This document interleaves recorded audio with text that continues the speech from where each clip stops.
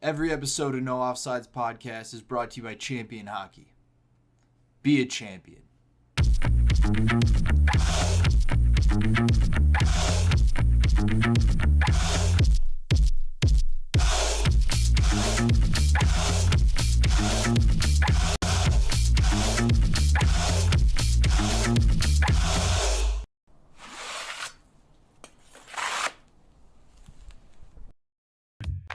No offside. 3, 2, 1, go. Welcome to the No Offsides podcast, sponsored by Champion Hockey. I'm Dan Dean here with my partner Justin Wood. What's up? Our guest today is a tendy in the roller world, kind of a rare breed. He plays goalie for the juggernaut of D1 hockey, Lindenwood. We'd like to welcome to today's show, Chucky Robinson. How you doing, Chucky? I'm good, guys. How are you guys doing? Great, man. Thanks for being here. Yeah. Thanks for having me. So, obviously, I'm just going to go because this is something I had to say because there are so many Robinsons that are goalies that whether they play D1 or they play pro roller hockey. Justin was like, "Yeah, we got Chucky Robinson." And I was like, "All right, was this the California guy?" And he's like, "No." And I was like, "Okay." It was like because the whole Chucky thing threw me for a loop, and so I was like, "Okay, well, is this the goalie for was it Border Cats?" And he's like, he's like, "No." I was like, "Okay." I was like, "Okay, then this name sounds familiar, but who is it?" And he's like, "Lindenwood." I was like, "Oh shit, yeah, okay, now this makes sense." Oh, yeah. No, it's actually kind of a funny story. So I've known Charlie Robinson for a couple of years. And Okay. actually, one of his first pro tournaments that he ever played, he texted me and he goes, "Hey, so this team," it was after like my first or second year of pro. And he texted me and he's like, "Hey, man, so this team asked me to play and I think they think I'm you." And then he's stuck ever since. I mean, the guy is an absolute nail gun back there for the Skittles. And he's an even greater person, too. I talk to him every once in a while, even throughout the winter and stuff. But yeah, I mean, there's a lot of Robinsons out there. So Yeah, I had to go through the list with Justin, and of course, it's like I should have just called him, but it's through messages, and I'm like in suspense, like which one we got?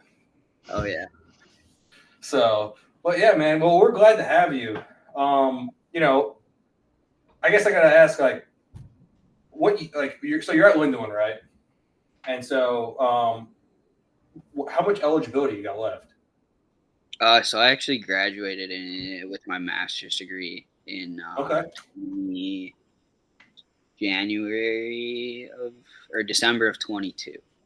I played 5 years there, basically 6, just because of the COVID year cut out. Yeah. Got my eligibility back, allowed me to go back for, my master's degree and kind of spread it out over 2 years instead of just, doing the one and done and finishing over the summer. So, yeah, I got done in December 22, but man, those 5-6 years were a wild ride, that's for sure, especially with everything that went on in the world during that time. Yeah. I mean, you're talking. You were part of the core of that juggernaut that still continues today. That was finally taken down just this year. Yeah. No, it was crazy. So I got to Lindenwood via buddy Adam Swims. I met him through Corey Hodge. I actually took a year off of after high school off of going to college and everything. I was going to play juniors.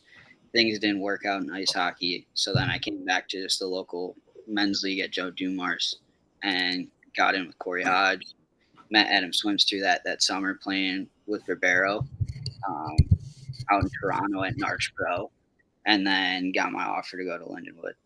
And it was crazy. I mean, we went to the finals every year I was there, played Farmingdale my first couple years, and I mean, they're an absolute juggernaut. I mean, both DiMartino's, Kraft, Halverson, Mula, all those guys. It was such a tough game to play against them every single time. So I was glad we were able to pull out 2 championships while I was there.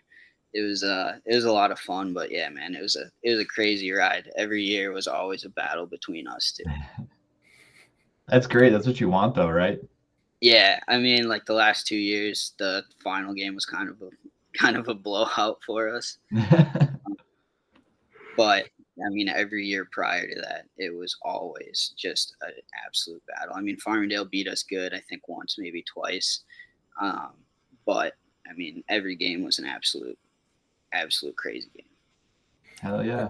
And I mean, you Well, share I the. want to Justin, ask go. you something real quick because, well, I guess I gotta do it this way.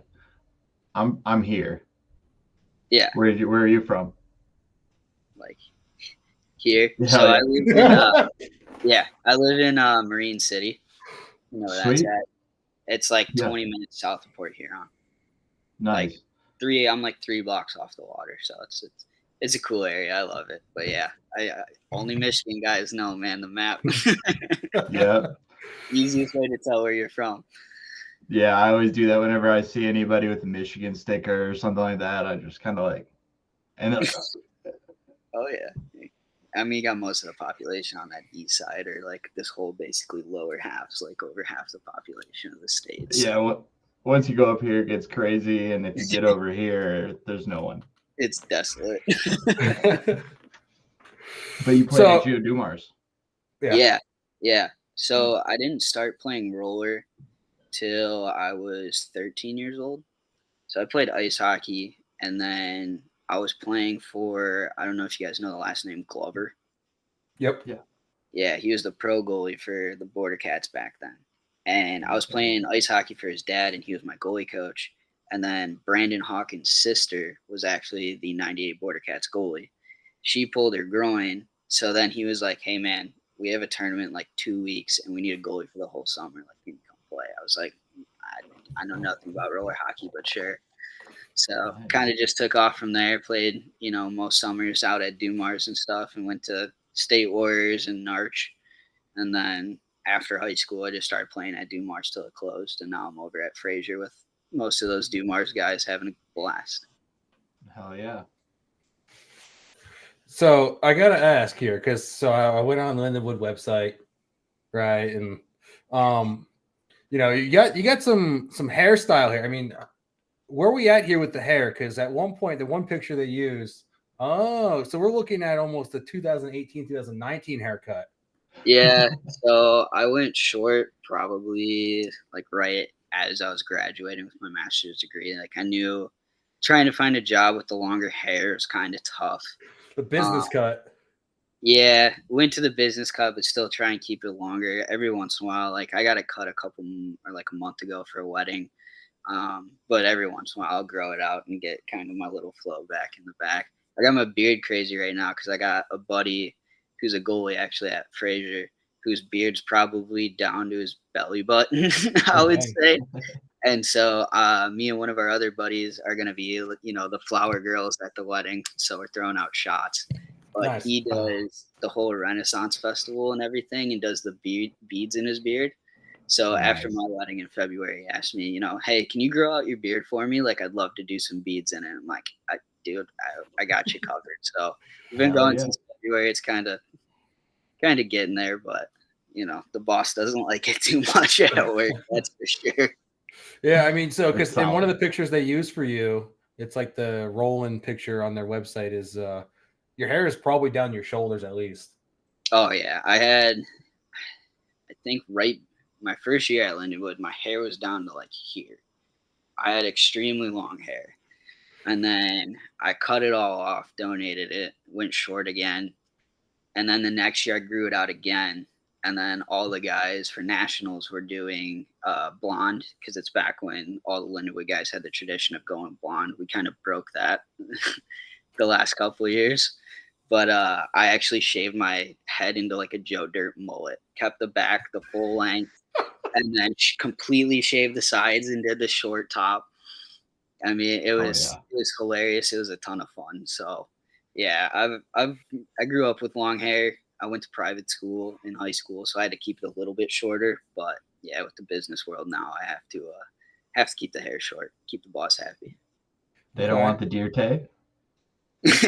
Yeah, no, it's kind of funny because I order parts at a trucking company, and the other dude I work with has a ponytail every day, and my boss absolutely hates it. It's just not a thing. So it's funny because he'll still come up to me and be like, "Hey, when you cutting your hair? When you trimming your beard?" I'm like, "You got the guy next to me with a ponytail, and you're asking me?" Like my hair's not even close. All right. So knowing goalies and their numbers, right? You were 4 years at what it looks like number 29. Yeah, so I actually wore 30 every year besides my first year. Oh, so their Yeah, website's wrong then. yeah, they screwed that up on the website and everything But like that. there goes my conversation, man. Yeah, All right, 29 but was my first year because I came in January, so everyone had their numbers picked already, and I was kind of just left with, hey, it's like 29, or I think they had like maybe one or something like that. Hmm. So I was like, I'll take 29. 30 is my number. You could probably see I wore that my last couple years. yeah. So, I was like, 29 is close enough to 30. Like, we'll just pick 29 then. What's Hell what's yeah. 34 though? Like who's your go-to goalie that you like? That's why I'm a goalie. So growing up being a Detroit fan, obviously Chris Osgood, and Okay. then as I got older, I turned into a huge Henrik Lundqvist fan. So funny enough, both of them wearing number 30, just kind of happened to be that way.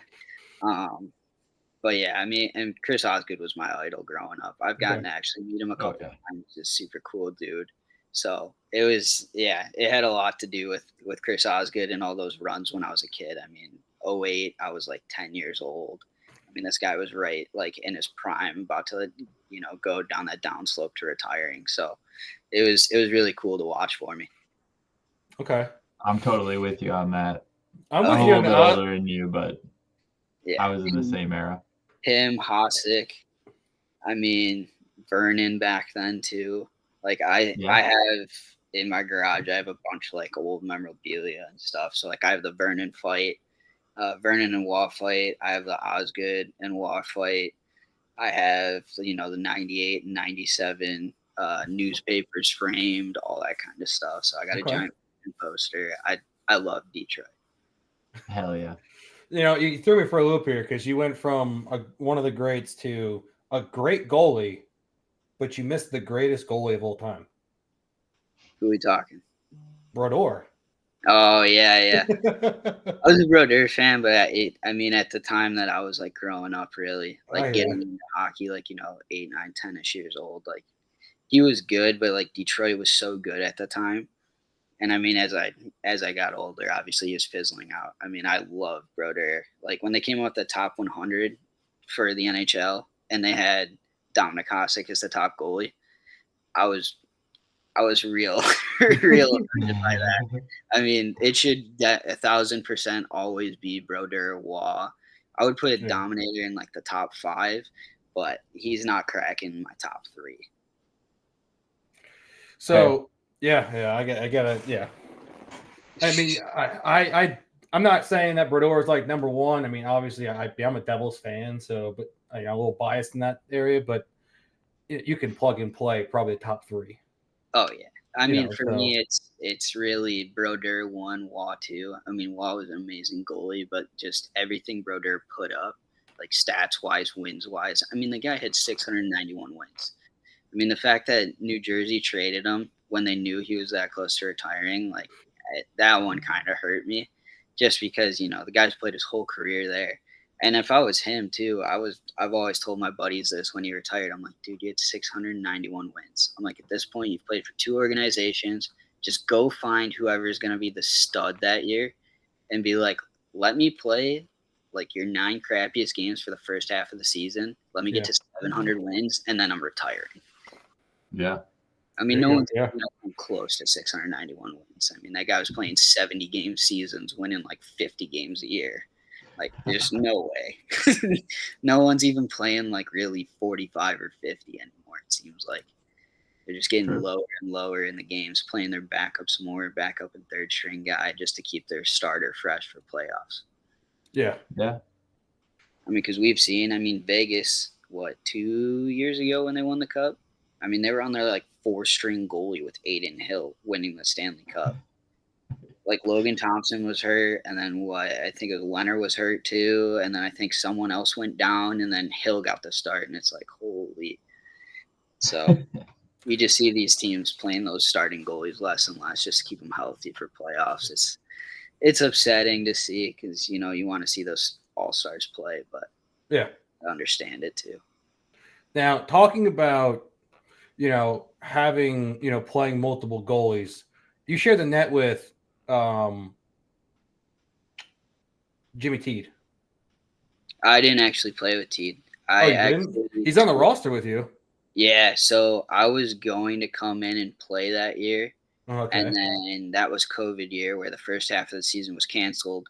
So we got the option to either stay home or go to school. And staying home, I was playing a lot more. I dove across the crease and tore my shoulder. So I had to get shoulder surgery in November, Oh, like right before I was supposed to go back. So I was out till like March, April time frame. But yeah, I wish. I know Teed though, and I've gotten to skate with him and play against him a lot. yeah. I mean, the guy is an absolute competitor. He's one of the best. His foot movement and footwork, everything standing up it's crazy in roller hockey. He moves like an ice hockey goalie out there. Like Yeah. I wish my footwork could be as good as his. I rely on my slide plates a lot and getting across the crease with those. So it's a totally different game because I know he doesn't even wear the sliders, which to me is even crazier that he makes half the backdoor saves he does. Yeah. Good But point. looking at, because since you were injured that season, right? Looking at some of the guys that were on that season and the season after, I mean, you had guys like Nick Berger, Nick Del Morte, right? Christian Acosta. I mean, you guys were stacked. Oh yeah, You guys had a solid roster. I mean, even the previous years, like my first year there, we had Crowman, Adam Swims when he was still playing pro. I mean, Cody Page. We had Dell that year too. We had some stacked rosters when I was there. It was crazy. Walking into that locker room on the first day, I think there was like one or two players in that whole locker room who were not playing pro at the time. And that was pretty true the entire time I was there. I mean, my last couple of years, we had guys like Nathan Durans too playing with us. Yeah. I mean, he's been a good D-man for the Roadrunners. Bryson Johnson, he was still playing at the time too. So it was crazy being in that locker room every day, being at practice every day. Like if you had an off day as a goalie at practice, you were just getting absolutely torched for an hour and a half. Like it was the worst thing ever. You'd come in and just start the practice with like 3 headshots and just be like, today's not my day. And then everything else is just going right past you. Like me and Dell used to go at it all the time. They'll just come down and just try and rip me apart, and we'd just get into it. It was a ton of fun. But. So, I mean, you talked about practice, right? I mean, when you were in Lindenwood playing for them, right? I mean, how were practices structured? Was it, we always get different stories on structure. Like when we talked with Kraft and DiMartino when they were at Newman, they were like, practices were harder than games. Right. I mean, so I'm just curious on your opinion on like how your practices went. Yeah, I mean, for us, competition and practice was nuts. We would start off, little like flow drills, things like that for like the first 15 minutes, and then we'd get into like a 45-minute to an hour scrimmage, like full 4-on-4 scrimmage. We split the team in half. It was me against Paul Town my first couple years there. Then after he graduated, it was me and Marky Hager for a year. And I mean, every practice was an absolute battle. Like you did not want to lose because if you lost, you were hearing the end of it. And then, teams would get on streaks. Like you'd go on like a 5 or 6 day or 6 practice heater because we only practice 2 days a week. You go on like a 6 practice heater. It's been like 3 weeks since you won. Oh man, that whole time, everyone's just chirping each other. Like it was a blast, man. But it was some really, really good competition because, I mean, you're talking basically a whole pro roster splitting in at half, playing 4-on-4. So every once in a while, our coach would drop down to 3-on-3 too, and have us go 3-on-3 against each other and things like that. And we only usually carried like 10 guys. So you're talking 5-on-5 too. So you got one sub And then maybe if we brought up some of, the gold kids or whatever, the AA guys, you might have 12. So then you're 6-on-6, but it was nuts. We had some real good competitions. A couple times guys would get heated, get in fights and stuff. And Oh, it was fun, man. It was a good okay. time. Yeah, they're grinding. They wanted the win. I mean, that's why you guys were so good, right? Yeah, I mean, we treated every practice like it's going to be the best game we play all year. So, I mean, the competition you're playing against are some of the best players in the country every single day.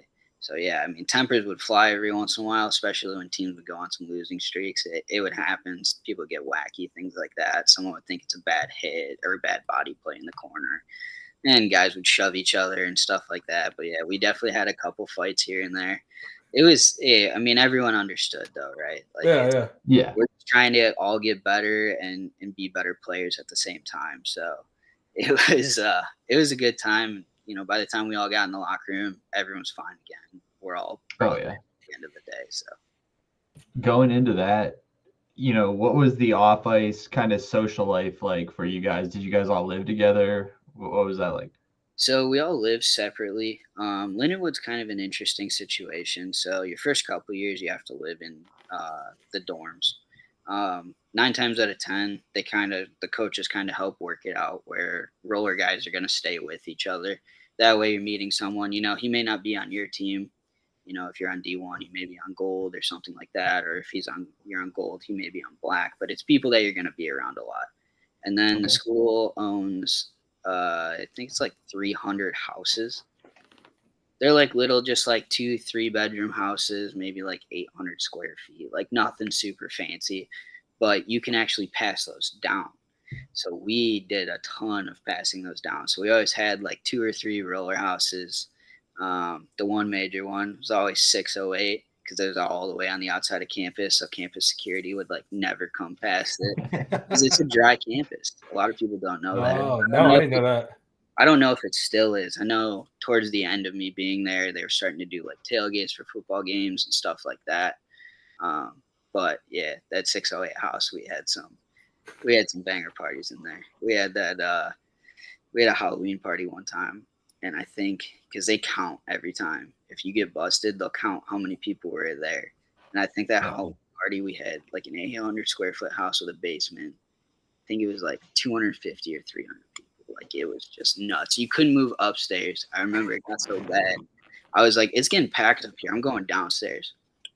I'm like moving by people, kind of like squishing through and stuff. I get to the basement, just look to the right, whole basement's full. I'm like, yep, going right back upstairs. I'm like, I'm not making it through this pile ever. So yeah, That's I mean, funny. the roller boys, we'd always hang out with each other and really just it's a tight knit group. I mean, you're talking 12 to 14 guys that you're going to battle with every day. So Yeah. Now, going back to kind of the practices, right? And you're saying like going on heaters, and if you're on a losing streak, I mean, how were teams picked? Was it by lines? What did they just draft them before the season? Did the team stay the same the entire season, or? So Ronnie B would really just pick guys. So it was not like this is going to be a guy you play with. He tried to make the teams as even as possible, skill wise, like offense, defensively, and they never stayed the same the whole season. Okay. So usually we would split them up beginning of the year. So really, beginning of the school year till like Christmas time. And then in January, when we came back from winter break, he'd have like new teams made. But there were a couple times where it was a bit unfair and teams would go on like an 8 or 10 practice heater. And he'd be like, all right, we got to switch something up. And he'd change up the teams randomly one day before practice. He'd never let us know beforehand either, which was absolutely so much fun because you just show up and you just have a different colored jersey in your stall. So it was cool. It was a lot of fun. Yeah, I mean, it was no matter what team you were on. I mean, it's crazy talent out there. Oh yeah. I'm still curious. I kind of want to know who fought. Played with Cody Page. He I'm pretty sure he was involved in maybe 1 or 2. He tended to get a little mad when he got whacked sometimes, or someone thought it was a dirty board play that he made. I mean, he was a culprit a couple times, I'm sure. There were some other ones too. I can't exactly remember who, but I remember Cody getting into Okay. I mean, he always played that big body game though for such a small guy. There was one time we were playing Bethel and this kid came down the boards and he just lined him up and just open ice lit him up. Like every just an open ice hit, full on penalty, like not even close to being a clean play. But that was our rivalry with Bethel before. Yeah. Obviously, this year when that program sadly got cut. I mean, they were an amazing school, amazing program. So it kind of sucks to see that kind of stuff happening, especially when all of us really want to try and grow the sport and grow college, especially the Division I programs, because after they did that whole redivision and turned Division III into AA, we had 7 teams I think my first year in Division I. So yeah, you hate to see it, but at the end of the day, we kind of get it, right? Like we're going to be one of the first sports always cut. Yeah, it's kind of that thing where it's like we know roller hockey exists, but when you look at it, the big sports in colleges that are in almost every college, and roller hockey is not one of them. And if it is, it's a club sport ran by whoever the captain is of the team that got permission to use the school's name, right? So yeah, it's unfortunate, but yeah, I mean, you look at it and you go. I am a little surprised by Bethel cutting the program because they had a facility. Yeah, no, they own a rink. Yeah, we went there once with Lindenwood, maybe twice, but yeah, I mean, it was really surprising. So I've known their coach. I actually almost went to Bethel instead of Lindenwood. They actually contacted me first about going to Bethel. And I've known that coach for a long time. I go out to that Farm Tough College Prospect Camp every year.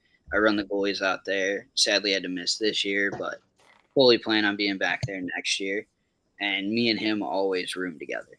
Like, he's such a great guy. So once I saw that the program was killed, I texted him. I'm like, what happened? He's like, the football team went so far over budget. They're killing the roller hockey program. I'm like, so because football doesn't want to respect a budget, you guys get cut. That's awesome. Justin, do we talk about who reached out to us? I'm very upset with I mean, I had to talk about Bethel on my notes, so I'm excited that we're talking about it. Let's just say someone from the university told us to stop saying that it was football's fault. Oh no, 1,000%. I mean, I've talked to so many people there, and I've heard, like, every time that's all I've heard is football went so far over budget. We can't afford to keep roller hockey around. It's like, well, at the end of the day, I understand you have to cut something. Yeah. But you're also talking about a team that won a Division III or AA national championship not too long ago. Like, what's your football team done for you lately? Have they won a national championship? Have they done anything? Or are there other club sports that have been, so terrible and haven't done anything for your school name, where it would make more sense to cut them than the roller hockey program? Yeah, and I'm gonna say it. I can't keep a secret, Justin. I don't care. It was interesting because it was actually the head football coach that reached out to us after he so Bronson Roller reported it, and then so I was like, Justin, I'm gonna dig more into this. So I dug more into it, and people reached out to us, and I was like, oh, okay. So we found out how much they spent, right? And then after we started reporting it on our social media, somehow it kicked back to the football coach, and the football coach DM'd us and was like, hey, it's not the football program's fault that programs are getting cut. And we were just like, you spent $20,000 over budget. Oh yeah, I mean, it's full on. I mean, I'm sure there's more sports involved, but I'm sure that one's probably the biggest expense. Because let's be honest, I mean, football teams are 30 guys or something like that. Yeah. Guys. I mean, if you got to cart those guys all across the country all the time, it's gonna be expensive. And I Yeah. get it, it may just be like, hey, this is the way expenses worked out for our season. Like, it's not really our fault. We had to travel more than we Yeah. usually do, or we had to do this or do that.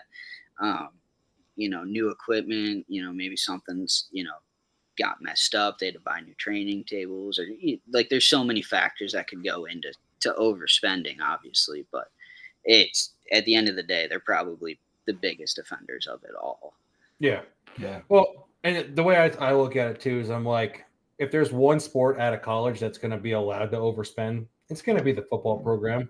Yeah, they're going to bring in the most money no Yeah. matter what. So at the end of the day, it makes sense that, if they overspend, it's not like they're going to get as much flack as if the roller hockey team overspent by 20 grand, right? Yeah. So it's tough, but at the end of the day, the writing's on the wall. We all know. Yeah.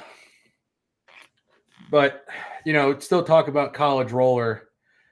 I mean, today it has grown tremendously, especially when you look at kind of the D3 division, right? I think the D3 division has between 20 and 30 teams.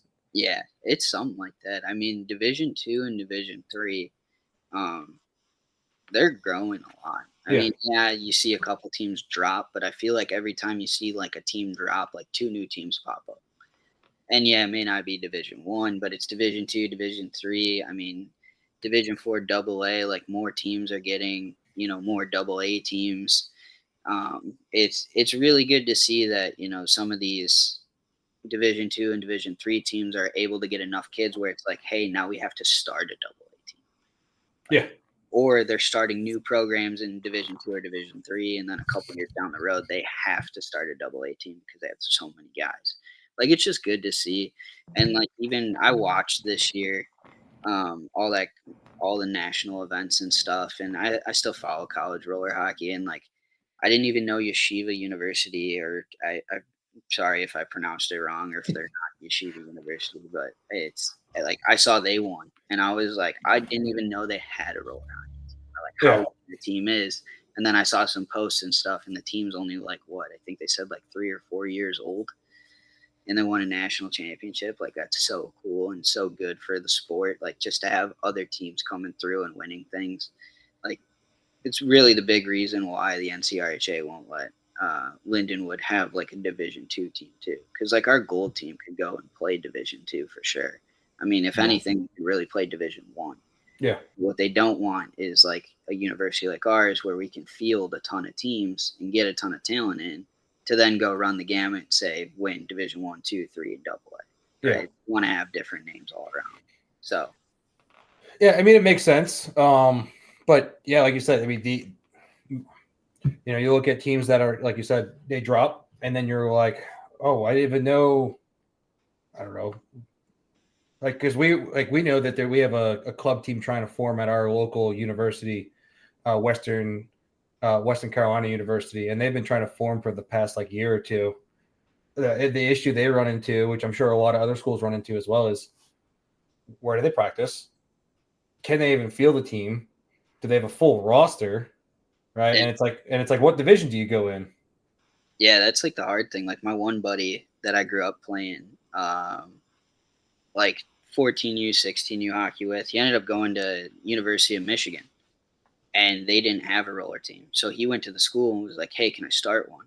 And they gave him like a decent budget every year, but the whole budget went to buying kids who have never played roller hockey before equipment. And like playing like Division, I want to say it was Division 3 at the time. And like, he started it from nothing. Like, same kind of thing with Michigan Tech. Like, they didn't really have much. Like, their goalie had never played hockey before in his life, and then he's out there playing goalie and stuff. But I mean, every time you saw these kids, they were having an absolute blast. And that's what I think the most important part is. Like, yeah, it for some of those higher end players who are going to these universities, like, it sucks a little bit, right? Because you're like, man, I want to play with like good players and stuff. But when you have some truly good people who want to just be around the sport and have fun, I feel like that's when those teams really thrive. Yeah. Like, that's when you make something that becomes successful, because you have all these guys who've never played before. Like, they get all together, they're all part of something, and then a couple years down the road, like, oh, hey, now we have like these good guys because, they were just coming here for school, and then they saw we had roller hockey. And then now you got, your Division 2 or your Division 3 team, and now you have a AA team for all those guys to still play. Yeah. Yeah, I mean, I'm looking at it right now, the team list. There were 6 teams in D1, 14 teams in D2, or no, is that D2? And then Jesus, the list goes on. Yeah, I don't even know how many that's it. It's like 20 to 30. And just teams like LA Tech. Yeah. Didn't even know, right? Couldn't have even told you had a team.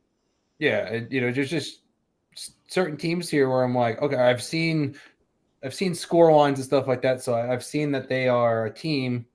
But yeah, I mean, then you even have the AA division, which has like 11 teams, and you get these. It's cool to see like big universities like Ohio, right, and Boston University, Michigan State, all these teams coming in, UMass, right, that are now joining NCRHA and having a roller team and making it something a part of their college campus. Yeah, 'cause, like in my eyes, I don't see how it hurts. Like, really, how does it hurt your school to have? Because like I've heard some stories of some guys trying to start teams at like big universities like that, and the university's like, you're not using our name. Like, there's no way. Like, I almost went to Grand Valley Cool. before Lindenwood because I had an assistant coach on one of my roller hockey teams who ran the Grand Valley team.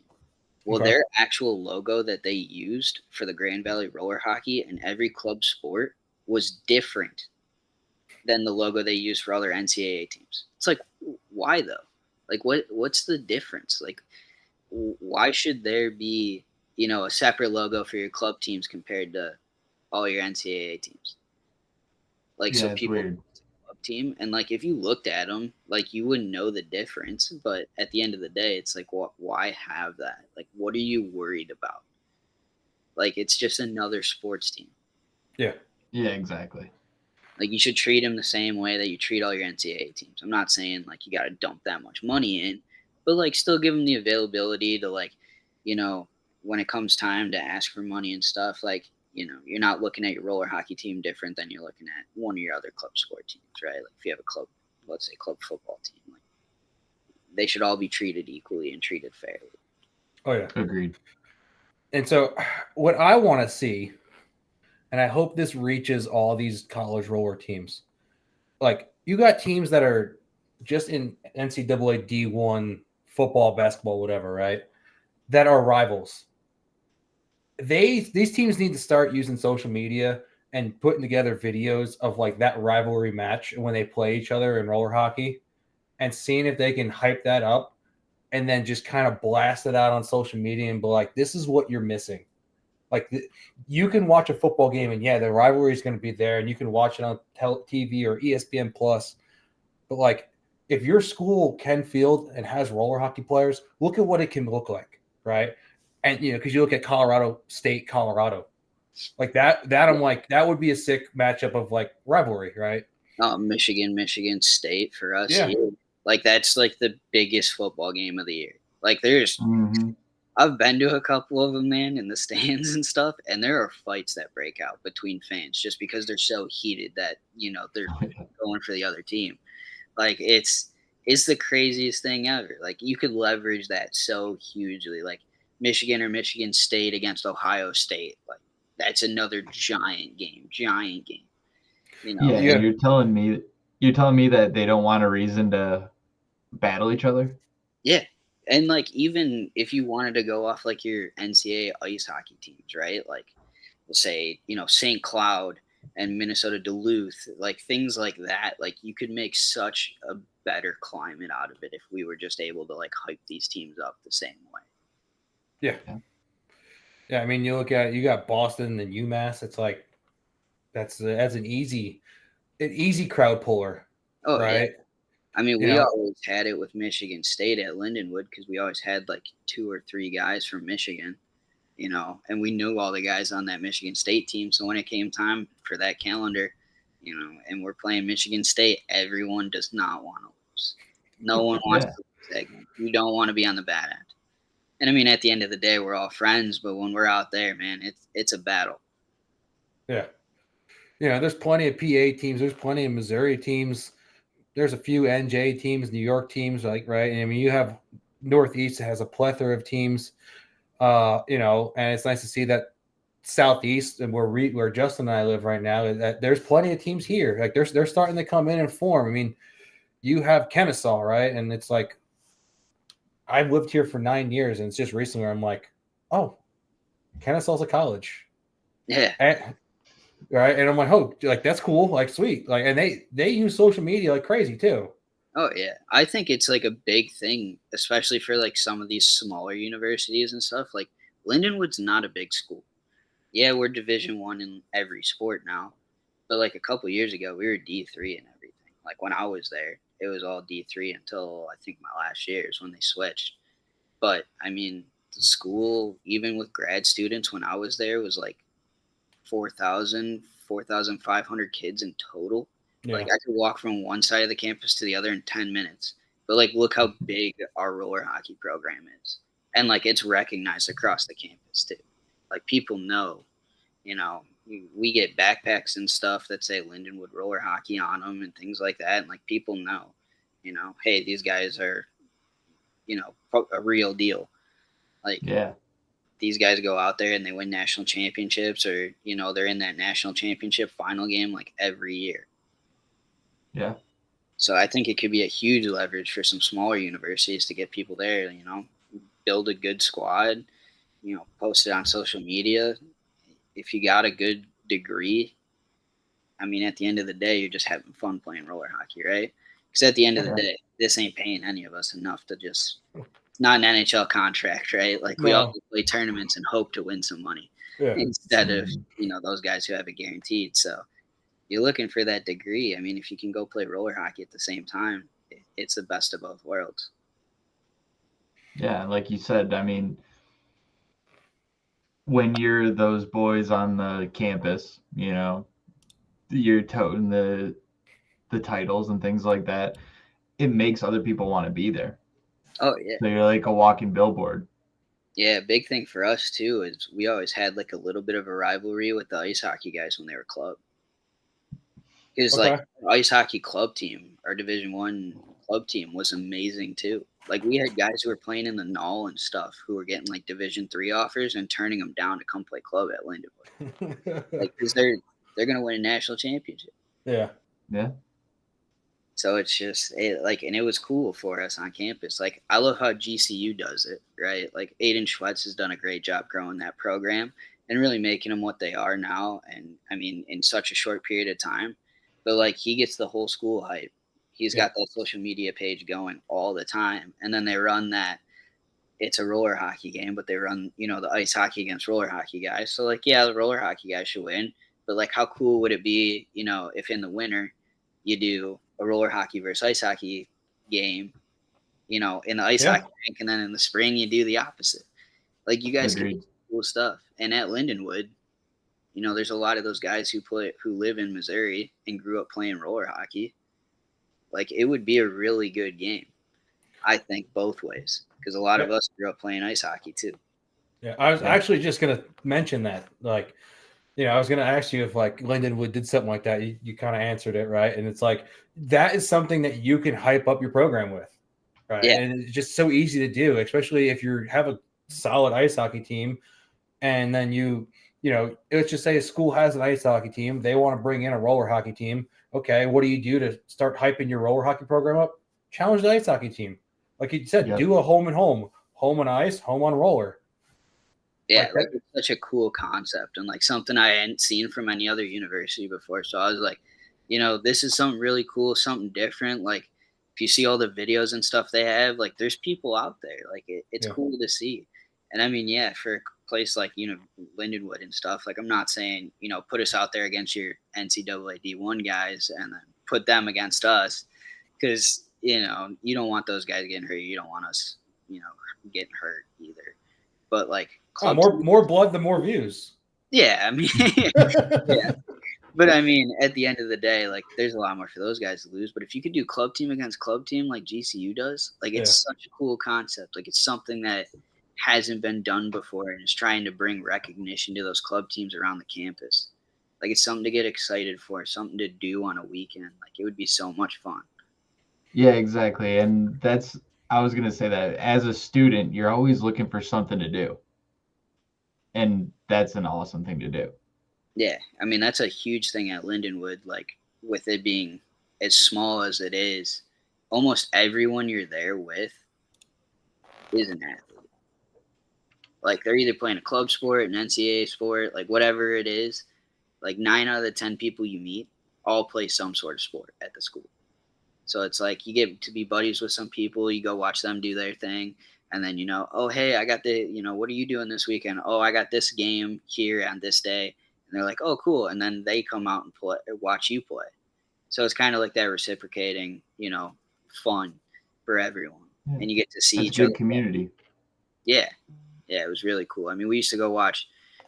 We became really good friends with like field hockey my first couple of years, and then like we'd go watch some rugby games, some football games, like basketball, volleyball. We'd go watch anything if it was on the weekend. Softball type things too when it was nice out. It was really cool and it was a really fun time. Yeah, that's awesome. And then you meet a girl on campus and you're like, oh man, she's way more athletic than I am. What the hell am I doing? I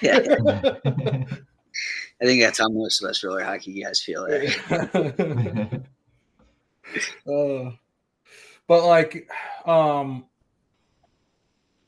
what is like on campus, right? For Lindenwood. I mean, you said like, when you were there, it was dry and everything like that. But like, I mean, what do people do? Like, what's the go-to thing for people to do? Whether it's a house party or like, what else besides a house party do people do in Lindenwood?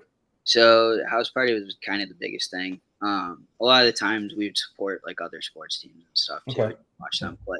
But also there's Main Street, St. Charles. It's actually like they have the Lewis and Clark Museum there. It's where Lewis and Clark landed. And it's an old paver brick road. There's a bunch of restaurants, a bunch of bars on it, shops and stuff during the day. And then St. Louis is really cool. They hold like a bunch of events every year. So they have like a Mardi Gras party, which is ginormous. It's the second biggest one in the U.S. So that was always a ton of fun. The city of St. Charles does Oktoberfest on the river. So like that was always a good time too. We'd all go out there and, have our fun. But really, I mean, it was really just hanging a lot with the boys. We did play Xbox. The first couple of the years there with Adam Swims, like he brought his GameCube with him. We had NHL hits, NHL hits tournaments and stuff. Nice. And me and him went to Walmart and randomly found like the Dragon Ball Z collection in like the $5 bin at Walmart. So we'd spend every night just watching episodes of that until we were both too tired. So yeah. Oh yeah, that'll get you pumped up. Oh dude, it was so much fun. I mean, it's just we were a really close-knit team, close-knit group of guys. So we just spent a lot of time around each other. Even if we weren't doing anything, we could just be sitting there watching an NHL game, order pizza or something, but we're always going to be together. It's awesome. Now I got some stuff for him. Where do you go for it, go, Dan? No, I'll save mine. You go. I'll keep cooking. I want to take him back to Michigan. Okay, go for it. Because I know you played in the Legends draft, right? Yep. I played. You want to talk about your experience? I played in that. Actually, my first year playing in that was, I believe, 2018. And that's when it was still in Buffalo. And there was only like 8 teams. So I have a couple good buddies out here, Nick Spolinski, Kyle Schultz, David Prinzler, when Ryan Perry used to live out here. And we took 2 full cars of guys all the way across Canada out to Buffalo. We all stayed at Jess Hackett's house and played in that too. So we got to really see it before it grew to what it is now. But it's an amazing tournament. I mean, George puts it on every year. It's world class. I mean, you get 4 guys and a goalie, and then you got to draft the rest of your team. So it's like the most fun event ever. It's like the best warm-up tournament for the summer because you never know who you're going to get, right? How the draft goes, I mean, you pick a number out of a hat, and that's your draft spot. So you can you could literally get 1 through 6, 1 through 8, however many teams there are that year, and you could be like, all right, we're gonna get like these 4 guys. Like we know we're gonna get that first or second pick. Like we got these guys on lock. And then all of a sudden you're like pick 5, and all 4 guys you wanted just went first 4. You're like, where do we go from here? Yeah. So it's always a ton of fun every year. This year I got to play with Kai Janvaria, Sean Sidlowski, Matt Reno. Like they're a good group of guys, bunch of Michigan guys.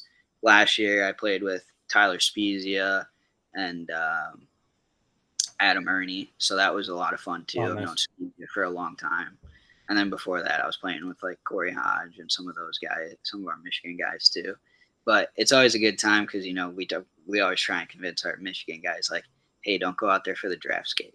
Like, there's 2 or 3 teams, like, don't go out there for the draft skate. Like, maybe someone will miss your name on the roster sheet and we can pick you up real quick.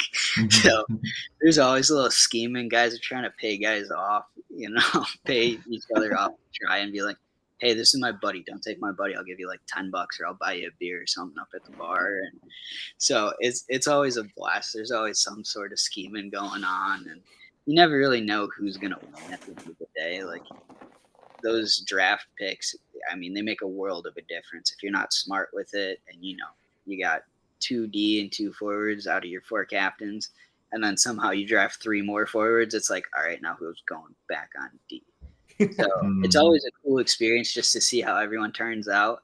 And like always, those first 2 games of that tournament are just really a feel out process of every team. So it's like it could go either way.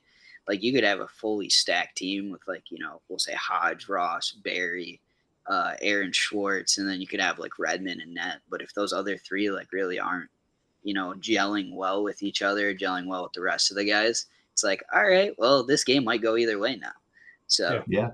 it's so much fun. It's such a great event. Like it's really an amazing warm-up tournament for the summer too, just because, you don't have Black Ice and all their guys coming. You don't have, Palma and their whole team together. Like it gets everyone to kind of mix it up and do something different. Yeah. And I have to say that George does a fantastic job with getting jerseys and themes and everything like that. And it's like one of a kind jerseys. Oh yeah, Tim at Envious does all the jerseys for the event. Good guy. I met him my first year in Buffalo. And me and him have been real close ever since. Actually made me my own jersey size because I hate normal goalie cuts and I don't like my sleeves going into my gloves. So I actually have like a shortened sleeve that's wider because I wear such a big chest pad because I got, gorilla arms. They're just super, super long, but not real big. So he actually is like made me my own custom jersey size and stuff. But yeah, like he does an amazing job designing all these. He actually does like another draft thing. It's kind of like Legends, but it's for ice hockey. Okay. So he actually makes all the jerseys for those.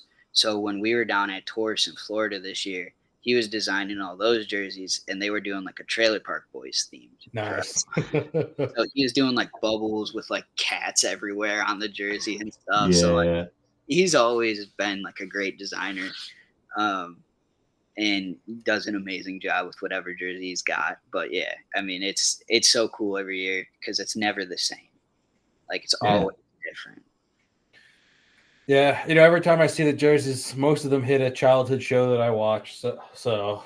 Yeah. No, you guys gotta make the trip up sometime. Come play in it. I mean, I think now they're up to like 3 men's divisions. I think they got like pro, like A and B. There might even be a C too. I'm not entirely sure. And then they got, I think it's like 8U all the way up to 18U, and then juniors too. So like it's a huge event. We do it up at the Fraser rink. And we got two rinks in the summer there because they pulled the ice out of the big stadium where the federal team plays in. So like it's such a cool experience because there's a bar up there, so everyone hangs out in there and is sitting in the seats watching and stuff. But that rink's running 24 hours a day basically for those 3-4 days that it's going on. Yeah, we've been talking about doing it, and I really do want to go do the Michigan one because I grew up playing at Fraser. Yeah, I did playing too. ice. I did playing ice there too. Yeah. I always ask everybody, how's Erie doing? Same as always, brother. Halfway through the season, you get the big hump in the middle, and you can drop a puck, and it'll just ride all the way down. Yep. Yeah, Justin and I have been talking about it, and I know he wants to go home and play some roller. And I mean, even if it's just you two guys, I mean, you can always enter the draft. Like, you're gonna get picked. Every single person gets picked. So, like, I mean, if you just want to come up for a weekend and just have some fun, like, it's a great tournament. And there's a lot of pro guys there, a lot of men's league guys. Like, there's some cool guys to talk to, and there's always guys like looking for summer teams too. Like, I remember there were like 4 or 5 guys like walking around just talking to each other, like, hey, are you playing this tournament? No. Well, hey, do you want to come play this tournament now? So it's kind of a cool way to like meet new people that you may have never met before or wouldn't meet otherwise. And like, I know like good relationships that have grown through that. We'll do it. I know I'm going to go up there for sure.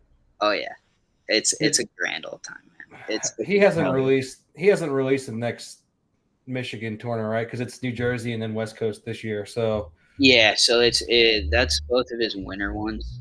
Michigan's always that summer one. It's like what is that? Like that? I forget what holiday it is in May. Is that Memorial Day? I think it's Memorial Weekend. It's got to be, right? I think so. Yeah. I don't know. I'm so bad with holidays. I'm bad with all that kind of stuff. I don't pay enough attention. I don't watch the news. I don't even have cable TV in my house. I just got every streaming service out there. So, like, yeah. I mean, there's just so much negativity that goes on in media now. Just like, I got so tired of it. Like, I don't want to hear it anymore. That's why we need roller hockey on ESPN Plus. Well, that's the crazy thing, man. I'm seeing 3-on-3 basketball at the Olympics, but we can't get roller hockey. Like, you got break, I think, for Christ's sake, with that chick from Australia this year. But we can't get. I had this on my list too. Olympics. How do we get in there? Like, we can't get roller hockey. It's nuts to me, especially since it's not like, okay, it's just the U.S. and Canada that plays. It's like, no, you got like Brazil, Mexico, France, Italy, Spain, Czech. Like, you got everyone out here with the national team that goes to this stuff. It's like, so why not just turn, that world championship every couple of years into Olympics? Yeah. And like, don't even put us in the winter because, like ice hockey and everything's going to really overshadow it. Just put it in the summer. Yep. Yeah. We'll take breakdancing spot. I hear that they're getting rid of it now after not being very impressed. Yeah. You know what took its spot though? What did they get rid of? They got rid of breakdancing and they added a few more categories. So what? That lasted one Olympics? Yeah. Yeah. Well, I don't think the Olympics really enjoyed the memes that came out of it. I don't know why. Yeah. It got everyone talking about it though. Like that. Like, I know, like, everyone always says like, I don't want bad publicity, but really at the end of the day, any publicity is good publicity. Like, everyone was watching breakdancing to just after like the first day just to see what the chick did next. Like, you didn't know what was gonna happen. Like, it was crazy.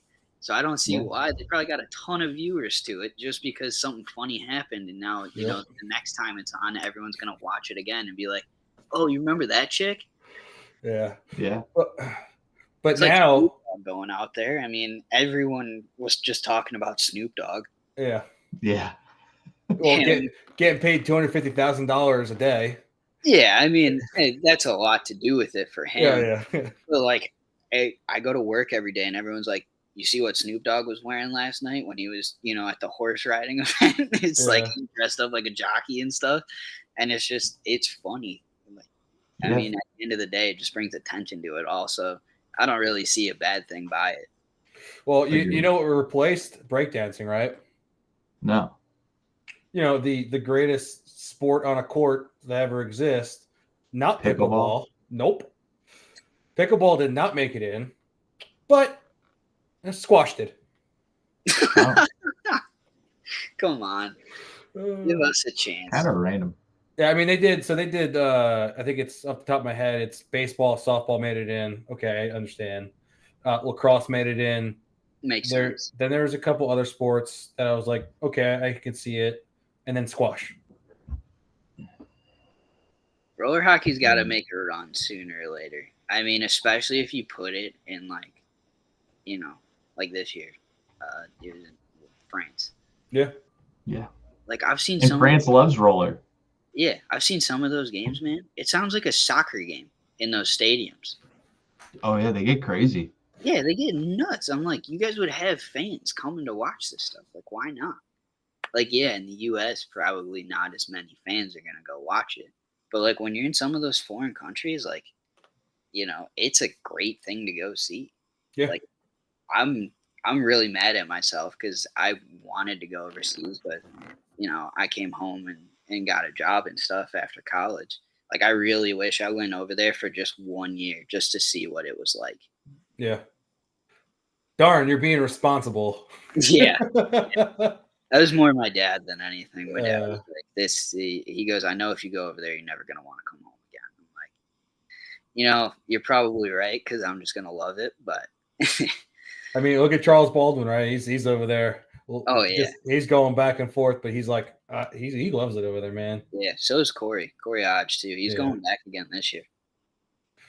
Yeah, it's pretty crazy. And it's like, you look at how much money each federation from the government pour into the sport, and it's like, and our country doesn't care. Oh yeah, not at all. Like it's crazy.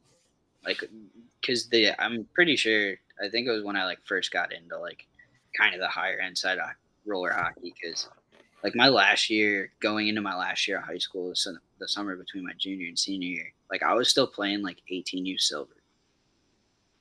And then the next year I went and I played pro junior D1 and 18U flat. There you go. It was crazy, but like I'm pretty sure at that time, like Double I's was still fully paid for. Yeah. And then now there's like no funding and all these guys got to pay their own way to go every year. Like it's still crazy because you look at the turnout, right? Yeah. You look at the turnout just for Masters and Legends, and it's like, look at all the countries that go. Oh, it's nuts. Like there's still guys in Michigan that go every year for Masters, like Jamie Smith, Lalonde. There's a goalie who goes too. And I mean, like they have a blast every year and they've always gone. Like they went with Maddie when he was still alive. And I know he went like every year too. And like they always would come back with just the biggest smiles on their face. So like win or lose, like we had a good time, going over there, traveling, like meeting new people and stuff. And like it's crazy how big those tournaments are, yet there's no funding on our end from it. Yeah. If you had to try to like pick what the reason is that roller doesn't get more respect, what do you think it is? Or what's holding it back? So I think the reason it really doesn't get enough respect is like all of the years of these old school coaches just saying like roller hockey hurts you as an ice hockey player. And I think that's where a lot of that disrespect started and where that whole like roller hockey's dumb, it's not real hockey kind of cultivated from. Because like I still had a lot of buddies like growing up. They're like, you play roller hockey in the summer? I'm like, yeah, why not? I'm like, for me as a goalie, like it just makes my pushes stronger. Yeah. Right? You have to push off so much harder to get across the crease in the same amount of time that you do in ice hockey. So like I always thought it was a good thing because even when like I didn't have slide plates until after high school, but like moving side to side and stuff, like I had to be so much better that it helped my ice hockey game. And then you see guys like, Dylan Larkin, DeBrincat, Bedard, like all these kids who are absolute studs and have hands and can get through anything. Yep. What did they all do? They played roller hockey. And that helps a lot because these smaller guys like DeBrincat and Bedard, they're not going out there trying to dangle in an ice hockey game at 16 years old for the first time and get blown up with a career ender, right? Like, yeah. They're practicing some of their stuff in roller hockey and things. And then, okay, I can do this. I know I can get around this guy. Now I just got to watch out for the hit in ice hockey. So, like, it's really just kind of that old school mentality. Like, I know there's still guys still some old school coaches in Michigan that still hate roller hockey. And it's just like, why though? Yeah. Really, it's about skill development. Like, you have to be fast. You have to be crafty to get around defenders.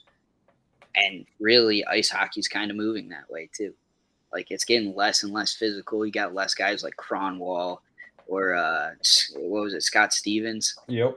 on New Jersey, who used to just blow people up. Like, you have a lot less of that now. And you have a lot more skill. And then, okay, the D's like, well, I can't step up because if I step up, now I'm getting, absolutely turned around. And this guy's it's in the back of my net. So it's like, really, why wouldn't you want to play roller hockey from a young age? Because it teaches you a lot of that. And then ice hockey just adds in, the hitting aspect. Yeah. We say this a lot, Justin. So you're just kind of. He said it very well. Yeah. Yeah. I get it too, because it's really hard around here to get kids to play in the summer and stuff. Like, we only have our youth program at Fraser in the summer, just because it's with ice hockey and everything. It's so hard to pull kids for that winter league. Like, it's without Dumars. Yeah, like it's impossible to field 4 teams for like 10U in the winter. Like, it should never be like that. Mm-hmm. But it's just a lot of that. It's ice hockey only. It's, and roller hockey is bad for you. Don't go do that. It's like, how? It makes you better on your edges. It makes your hands better. Like, you have to be so much more precise in roller hockey on your edges and with your hands, because no one's looking to blow you up. Everyone's just looking, okay, I know he's going to make a toe drag. I'm just going to poke it away as a defenseman. Yeah. So. And that's almost like saying that, like, working out or off ice training for ice players doesn't benefit them because it's not hockey. Yeah. Yeah. It's like saying, oh, you go do football workouts, not hockey workouts. That's bad for you. It's like, well, no, it's still strength training, and it's still explosive strength training. It's just heavier weights because these guys are trying to build their bodies up as much as they can. It's like, it's not exactly a bad thing for you. Like, you're still building muscles. You're still building explosiveness. Yeah. It's just, it's a different way of going about it. So. And it's kind of, you saying that without having the rink space to field teams in the winter, we talk about it with our buddy Jake Kapitsky from USRC, that you just see rinks, inline rinks, just disappearing. Oh, yeah. Just shutting down. And, I mean, that's playing a pretty huge role in killing roller in a lot of ways. It is. And it's so tough to see, because like Grand Valley, their roller team died because their local rink was connected to an RC car shop that had a track in it, and they weren't making enough on roller and were making more on the RC car side, that they shut down the roller hockey side and turned it into the other half of an RC car shop. It's like, how is roller hockey not making enough money that an RC car shop can take over? Like, how many people do you know who still play with RC cars? Like, I don't. I don't think I know a single person. Apparently a lot at that point. Yeah, like, it's nuts. And it's just like seeing, like, rinks are closing down left and right. But the ones that are up and established, I feel like are doing extremely well. Like, I know Fraser, we have to, when we go down to one rink in the winter, they have to turn down teams in every division. Like, if you play in one of those lower divisions, you have to sign up like the day, if not the day after registration opens, or your spot's gone and you're on a wait list. Wow. It's crazy to try and get into those. And they're packed every day. I think their games Monday through Friday start at like 5:40 or 6 o'clock, and they end at like 11:50. Like, Monday through Friday. Like, you can have an 11 o'clock game on a Tuesday night. Get done at 11:50, and then your drive home. Like, for me out in Marine City, it's like almost an hour. So now I'm home at 1 a.m. and I got to go work at 7:30 the next day. And you're not going to bed right away. You're all hyped up, adrenaline going. Like, it's impossible. So you're not even going to bed till 2. Like, for me, I got to wake up at 6, leave my house at 6:30, like running off 4 hours of sleep after a game. Like, it's you're it's over crazy. Here getting told to cut your hair when Buddy's got a fucking ponytail. Yeah. They should just melt down Erie and turn that into a permanent roller. It Yes. sucks for ice anyway. The problem is it's a full sand bottom. That's why it sucks so bad halfway through the year, because they pack it down, and then halfway through the year with the ZAM going over the edges and everything so many times, it just shifts and moves itself. So we actually can't take that one over. It would be impossible. Because, yeah, that would be best case scenario because it does suck. Like halfway through the season, you get that rink. Because I remember growing up there, they'd be like, all right, guys, practice on Erie. And we'd just be like, can we not? It's just not. Like we used to play in Old Michigan, and that roof leaked really bad. And we'd come out, and there'd be bumps on the ice like that tall, and we're sitting there trying to scrape them off with our skates before practice starts. Like little stalactites from the drips. Down from the ceiling, man. You watch one of them fall, or the good old birds that were flying around in there too. That's the problem over. Do you ever go play at the Nashville rink? No, I haven't been there yet. I want to go so bad. With getting like last year, well, the first 2 years I was at school when it first started, and I was just like, well, you have like a tournament weekend that weekend or something going on, like I can't go. And then last year I just didn't have like the time off from work, and then this year I don't have the time off either because wedding and a honeymoon will eat up half your PTO. They got to get you on a Wish Cup team, man. Yeah, no, I've thought about going to that too. I want to. I haven't really talked to anyone about going to that one, really. No one's ever said anything to me about it. I would love to go though. Like it'd be so much fun, especially like that All-Star game and stuff. Like it looks like such a good time. Like I know Marty from St. Louis. Yeah. Full right guy. Like he went this year and he played in that All-Star game. And then I saw him down in Florida at Taurus, and I was like, how was it, dude? He was like, it was such a blast. Such a blast. I'm like, well, I just want to go even more now. Like, I'd love to go do Nasty Cup or Wish Cup or whatever. Like, I just want to go down to Nashville and play in that rink. Like, it looks like such a cool environment, and it's so different because no one's ever really taken that outdoor rink concept and turned it into anything that's got, like, a tournament or anything, like, aspect to it. Yeah. I brought it up because they have birds. Yeah. Oh, yeah. I'm sure. Well, they've gotten worse. The birds have gotten worse since they've opened the place. Because now they like set up nests and stuff. And it was just funny because it's the first time we go there often, right? And so it's the first time that we're sitting there, and next thing a bird flies over and it just shits on the rink. And we're like, what the hell? Refs are cleaning up shit in the corner, right? Yeah, but that's an indoor rink. We had that happen in an indoor ice rink. Hey. Yep. Well, so we go down for Wish Cup, right? And our team has the worst Friday we could have ever played. And it's the first 2 round robin games. We lose to a solid team. They only had 6 guys. We lose with a second left on the clock. Oh man. Yeah, and so we're like, man, we got to do something different. So we go out, we get hammered. Yep. Right. We come to very good team. Drink away the the misery. Like have a good time. Team morale is low. We got to bring it back up. It's the full reset, man. Yeah. So then we come back to the rink in the morning. Everyone's feeling good. Like no one's really hungover, but we had a good time. And so we're standing there. We're about to get ready for our game, and a bird just flies, and it flies into the protective mesh netting, and it's stuck. Right. So everyone's like looking at it, and I'm like, I look at it and go, this is the good juju we need right now. Like, I got to save that bird. So I get up on the garbage can, and I'm like, with my stick, and I'm like, all right. I said, it's just got to be kind of like in disarray right now. It just flew into the netting. It's just stuck there. I take my stick, and I'm just like pushing it back through the netting, and it just flies away. And, we had our first day killed us, so we got relegated to the lower tier. And so, but we went on a run, and we won it. And I was like, it's all because of the bird. Yeah, we had a couple times where like a bird would just like land on the ice at Fraser growing up as a kid. And there was one time where the bird landed at the wrong moment because someone was on a PK. I remember the other team we were playing was on a PK. Slap shot all the way down. We're like 13-14. So like decent shot. This bird lands, that puck hit that bird so hard. The thing just keeled over, and then the ref had to blow the whistle, and then we had to figure out okay, no one wants to touch the bird. So like, how do we get the bird off the rink now? So Go grab the shovel. yeah, we did. We grabbed a shovel from the ZAM room, grabbed a trash can, and away we went. I'm sure Sounds it'll about happen. right.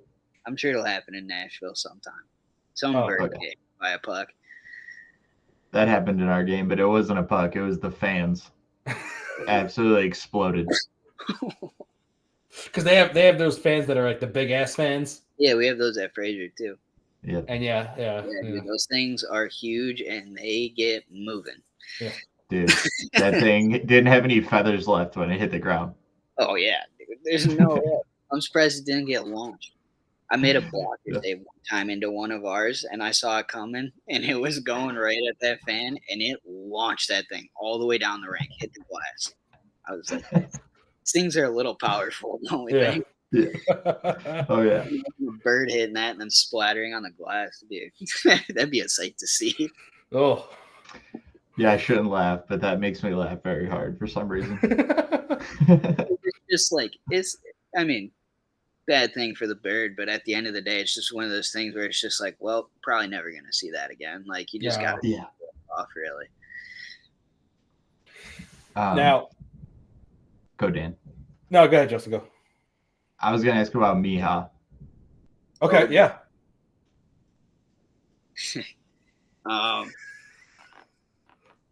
Yeah. Played in Miha the last couple of years. It's a really good time. It's a lot of fun. It's a good way to like just play and keep up with some of your buddies and stuff. We've had some issues in the past, like just kind of being told guys can't play. We had one happen this year before the first game of Nationals. We had a guy who was playing with us the whole season, subbed down with some of his buddies to have some fun. And then we get to the national event. He doesn't play with his buddies, so like he's not playing two divisions. And then he gets out there for our first game, and they tell him he can't play now. And now he's already missed, his team's round robin games. So now he can't even play the next day. So now he can't play. Oh. Like it's a good time. It's good competition. It's a lot of our buddies who all put together teams. Like Jess Hackett's got his team with his Buffalo boys. Kata's got his team with all of his Cincinnati guys. We got, 2 to 3 Detroit teams every year who are all really competitive. Griff has his Chicago team. There's usually 2 Chicago teams. So, like, it's really good competition. But, yeah, we've just had some issues with a couple things here and there, and it's kind of put a bad taste in a lot of our mouths. Okay. That sucks. Yeah. It sucks, but at the end of the day, I mean, that league's going to keep growing. Yeah. Like they're getting more and more of those, tier 2, tier 3, tier 4, and then this year they started tier 5. Yeah. Like all that stuff's going to continue to grow. We tried to convince them to make tier 2, tier 1 again last year, and they were just kind of worried that, calling it tier 1 was going to scare too many teams away.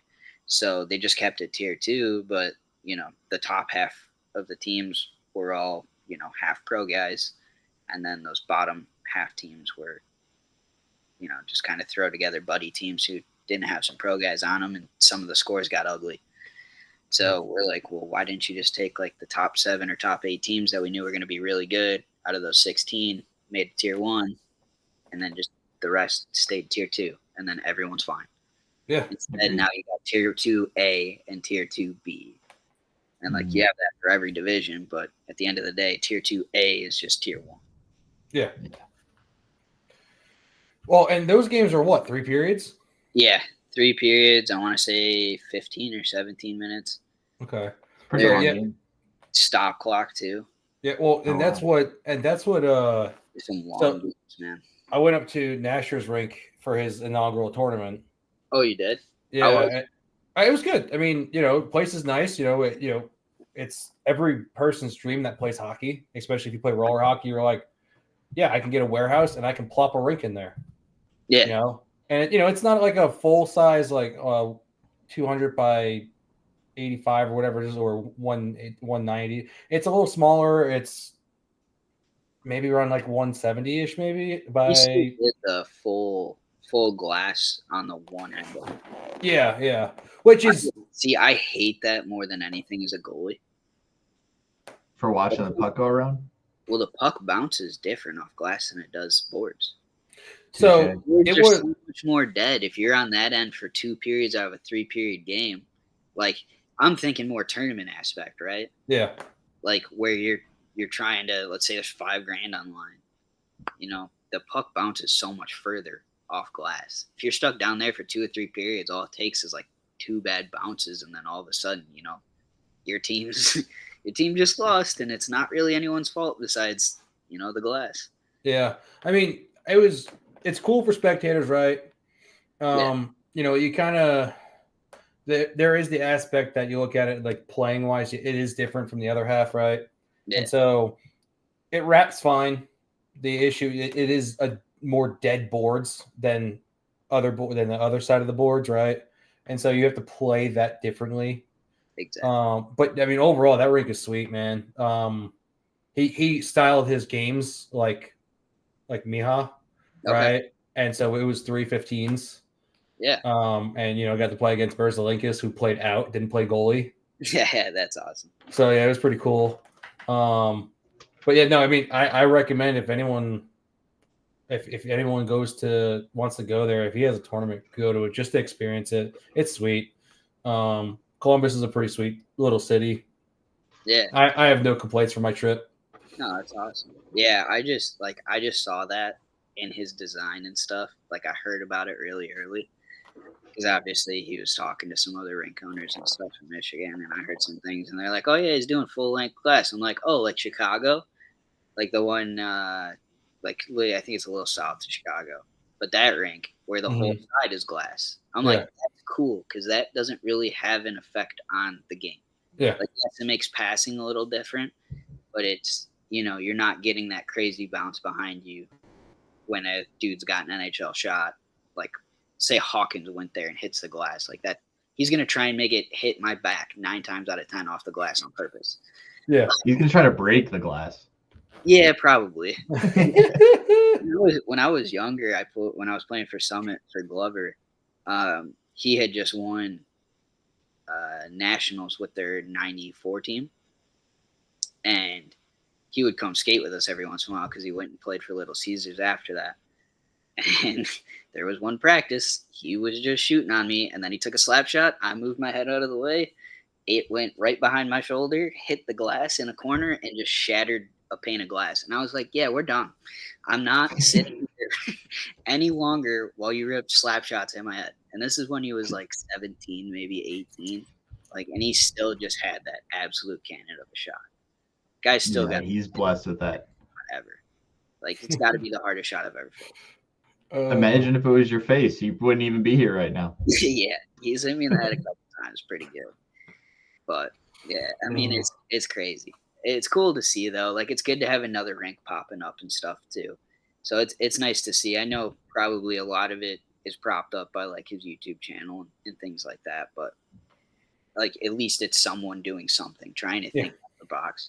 And I know with him, he's probably gonna have 3-on-3 tournaments like crazy, other tournaments like crazy. Like, he'll get a lot of stuff going on there, and then it'll build and just grow it to the point where, you know, men's leagues will suffice, and then like, you know, we have to cut down on tournaments now. We have too many men's league games and stuff like that. Well, and it's crazy because Wish Cup now is doing a qualifier tournament there. I didn't know that. Really? Yeah. That's crazy. For pro or for everybody?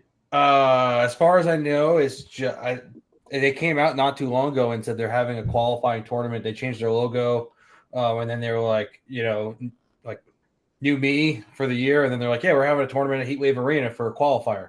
And I always said, like, they could easily do that. They're that popular. Oh yeah, there's so many teams. Yeah, well, and like Wish Cup's such a cool concept too. Yeah. Like, it's really, really a sweet concept, and I really like what they're doing there. So it's Colby that runs that, right? Yeah, Colby Collar. Yeah, he's the man. Yeah, guy. Yeah. So like it's such a cool concept of what he's doing. Like, hockey always gets the bad rap because, one bad thing comes out every once in a while and everyone's like, well, hockey players are, assholes or whatever the Yeah. case may be. So like it's cool to see something where it can kind of put us in a good light Yeah. Oh yeah. because I feel like there's not a lot that we ever get. Like, the what was it, the Pride tape or Pride jersey or something in the NHL like 2 years ago. Like one Mhm. player wouldn't do it or something because it was against his religion, and everyone's just like, "Well, no, you're homophobic and all this kind Yeah. of stuff." And it's like, well, that's not. He told you the reason why. Like, why do we have to make the guy out to be the bad guy, right? So Mhm. it's cool to see that kind of stuff. I always enjoy seeing that kind of thing where, it can help someone else out and really make a difference in their life. Sure. Yeah, I mean, it's definitely a great like fundraiser for Middle Tennessee Make a Wish program, and so it's definitely something that if people haven't experienced it, to experience it at least once. Every year is something new.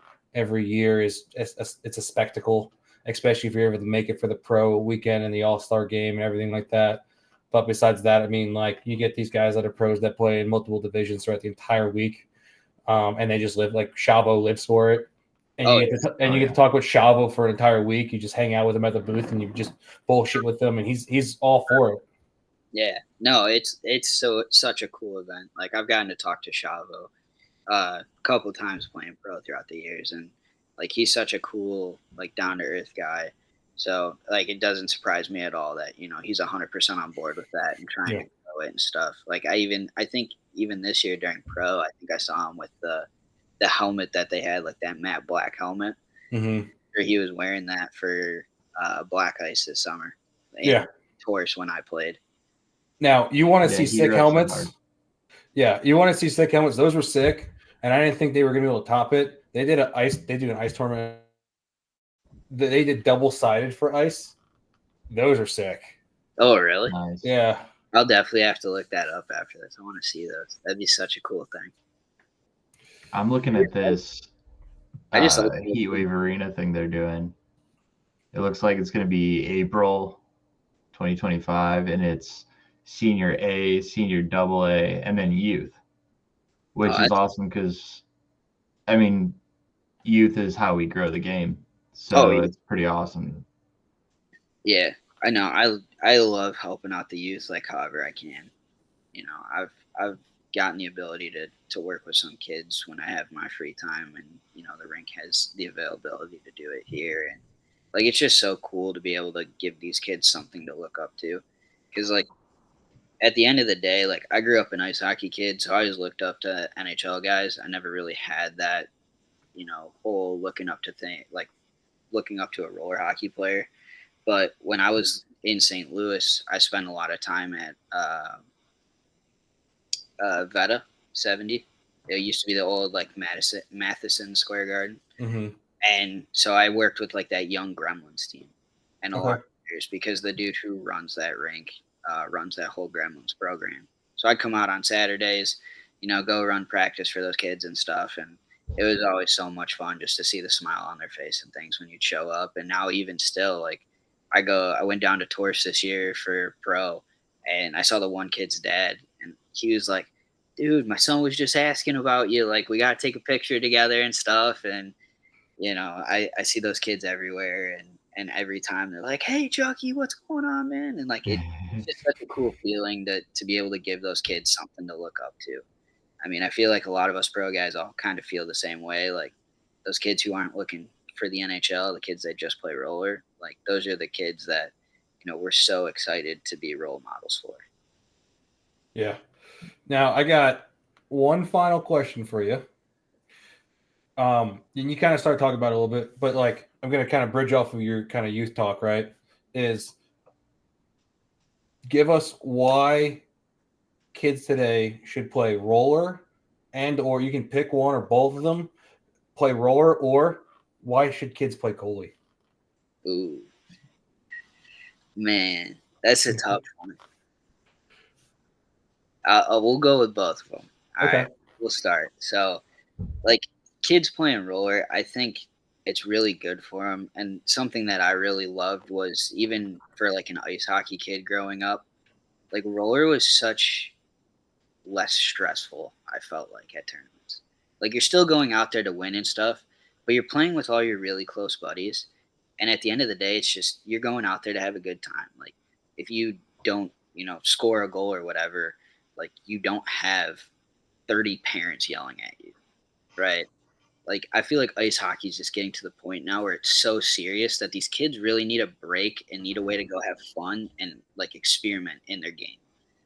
Because you miss that Michigan in ice hockey, well, you're getting benched. You miss that Michigan in roller, all right, dude, like don't try it again, but like go out there again, right? So it's just something that I think it's so much more fun because there's not so much stress associated with it that makes it so enjoyable.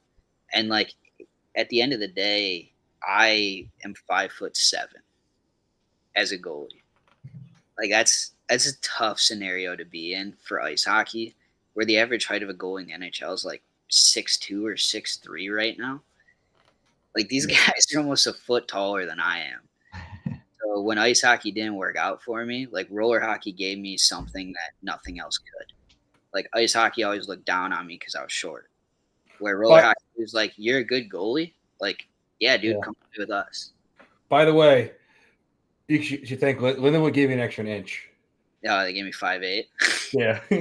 Look at, I think it's either I think it might have been 20, 21, 22, because they let us put our own stats in. So I always exaggerated a little bit, but there was one year I put 6'9", 150 pounds on the NCRHA website, and it's still up there.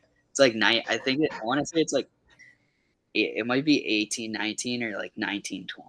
I was like, as a basketball player. Oh yeah, it was hilarious because I'm like, I've been in the league a couple years. Like this will give everyone a good chuckle, like all my buddies and stuff. So that's awesome. Yeah, it was always good to have a little fun with it. Like we always all messed around. Like some people's like hometowns and stuff, they'd put something funny for. You find some random city somewhere, and you're just like, I'm just gonna put from here because no one's gonna know where it is. But everyone knows from New York, so like, what's the difference? But while piggybacking off the young kids thing, and then me being a short goalie, why kids should play goalie? The equipment's the best. You have the most customability out of anyone. That was honestly the only reason I wanted to play goalie when I was a kid. I didn't start till I was 9, but I was obsessed with the equipment. Like just seeing everything, and like, you had all these custom masks back then, like Broder with his like the double logo on top, like iconic. Like Patrick Waugh, all of his Montreal and Colorado masks are iconic. Like J.S. Jaguar had some of the best masks out there. Like it was always so cool to see. So like when I first started playing goalie, my dad's like, all right, I'm gonna buy you the cheap stuff. Like we'll see if you really like it, want to stick with it. And like there was a 0% chance I was changing over. So he bought me an Eddie mask at the time, and I actually still have it in the basement at my parents' house. Sweet. And it was a full Cobra. So the whole mask was painted. Full mask. Sorry, it's my computer, so her mom's calling her. The whole mask was painted as a Cobra though, and it faded into like a brick wall. So like it was so cool. I was like 10 years old with like this custom mask. I'm like, this is so sick. And then from there, it just kind of went. Like I did like matte black with like a gold cage a couple times for another team I played for. I had in high school, we were the U of D Jesuit Cubs. So like I had the whole Cub around my face with like some logos and stuff in it. I had pads that made a paw print when you put them together. Like it was just so cool to be able to like customize and do all that stuff. And like now, Bauer with all that digital print. Like you can do some crazy stuff. Like I saw this pair of pads on Sideline Swap the other day, and it's a pair of Bauers that look like the old Reactor 4s. Okay. From like way back when, but they're like cartoon drawn. Huh. And I'm like, that's the coolest thing ever. Like they're like no sharp lines. Like everything's a little like funky on it. Like they're not perfectly straight. It kind of looks like the old school pads where like the toes would tilt in and everything. Yeah. I'm like, that's so sick. Like you can come up with anything you want. like my dream set right now is to do a full Chucky set. So do like the pants as the pads, do like the gloves, have like, you know, the end of the shirt on the gloves, do like a custom mask that looks like his face, get the jersey, the pant shells, the whole 9 yards. So like that's the next thing I want to do.